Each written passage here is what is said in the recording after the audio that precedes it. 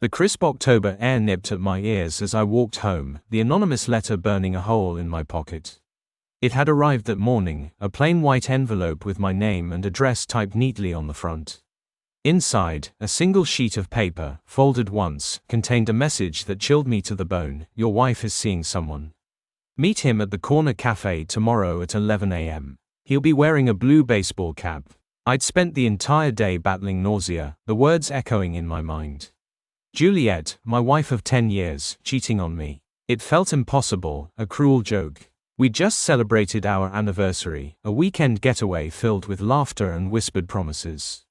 She'd looked me in the eyes, radiant, and told me she was the luckiest woman alive. How could that have been a lie? I pushed open the door to our cozy Victorian, the scent of Juliet's rosemary chicken, usually a comfort, now a sickening reminder of the life I thought we had. She greeted me with a kiss, her smile bright. "Long day, honey?" she asked, her voice laced with the familiar warmth that had always been my sanctuary. "You could say that," I replied, my voice flat. I held out the letter. "This came for me." Her smile faltered as she took it. I watched her face, searching for a flicker of guilt, a sign of the betrayal that gnawed at my insides. As she read the words, the color drained from her face, leaving her ashen.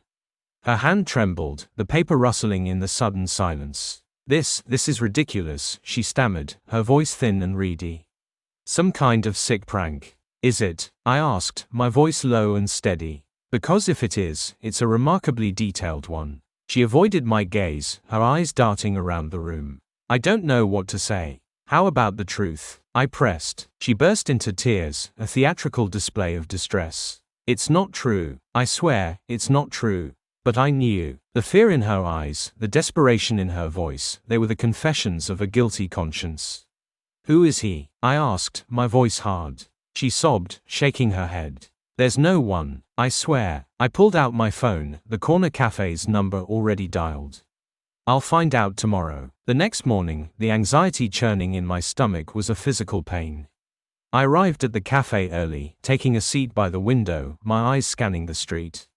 At precisely 11 a.m., a man in a blue baseball cap walked in. He was younger than me, with a cocky swagger and a too-perfect smile.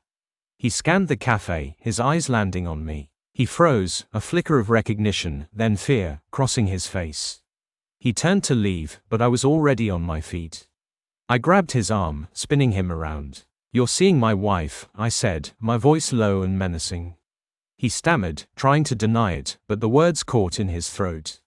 "Victor," I said, his name gleamed from Juliet's hastily deleted texts I'd discovered the night before.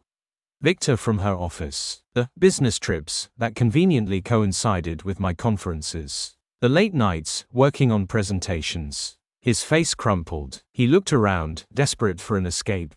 But there was none. "You're pathetic," I said, my voice dripping with disgust.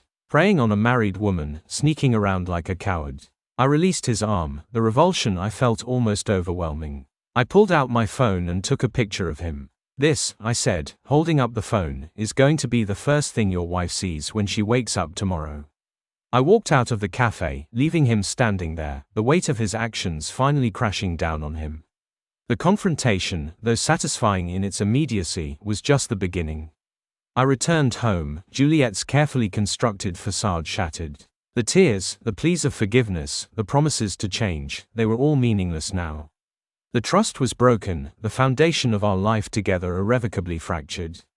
The divorce was messy, a protracted battle of lawyers and accusations. Juliet's affair became public knowledge, the whispers and stares a constant reminder of the humiliation she'd brought upon herself. Victor, I later learned, lost his job and his marriage.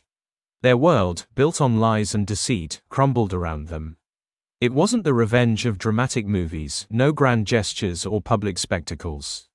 It was the quiet, devastating unraveling of their lives, the consequences of their choices finally catching up to them. My own life, in the aftermath, was a patchwork of grief and rebuilding. The pain of betrayal lingered, a dull ache that refused to fully fade. But with time, the raw edges began to soften, the wounds to heal. I found solace in the support of friends and family, in rediscovering old passions, in building a new life, brick by painstaking brick. It wasn't the life I had envisioned, the future I had planned. But it was mine, and in the quiet moments of reflection, I realized that the greatest revenge wasn't the destruction I had witnessed, but the life I had reclaimed. A life built on honesty, integrity, and the quiet strength of moving forward.